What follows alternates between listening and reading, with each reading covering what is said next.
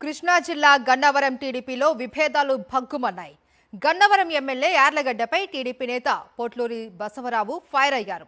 టీడీపీలో సీనియర్లను యార్లగడ్డ పక్కన పెట్టారు అని, ఆయన ఎవరిని పిలవడు, ఎవరితో మాట్లాడు అని బసవరావు మండిపడ్డారు. టీడీపీ వాళ్ళంటేనే ఎమ్మెల్యే యార్లగడ్డకు ఇష్టం ఉండదు అన్నారు.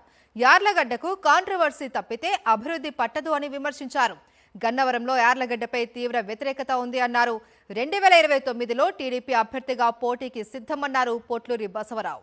2024లో మళ్ళీ ఎలక్షన్లో తెలుగుదేశం పార్టీకి వెంకటరావు సీట్ ఇచ్చారు. సీట్ ఇస్తే నేను నా శక్తి వంచన లేకుండా ఆయన గెలుపుకి ఎనలేని కృషి చేశాను. నేను చేసి ఆయన గెలిపించుకున్నాం. తర్వాత ఏంటో మరి ఆయన కొంచెం మా మీద ద్వేషం పెంచుకున్నారు, ఎందుకో మరి తెలియదు. నేను చాలా బాగా చేశాను అనుకుంటున్నాను నేనైతే ఆయన కోసం. ఆయన మరి కొంచెం మా మీద ద్వేషం పెంచుకుని మాతో పార్టీ కార్యక్రమాలకు కానీ మమ్మల్ని పిలవటం కానీ ఏమీ లేదు.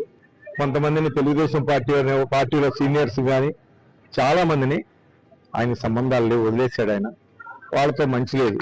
మరి ఆయన ఎందుకు చేసుకుంటున్నారో ఎందుకు చేస్తున్నారో పార్టీలో వాళ్ళని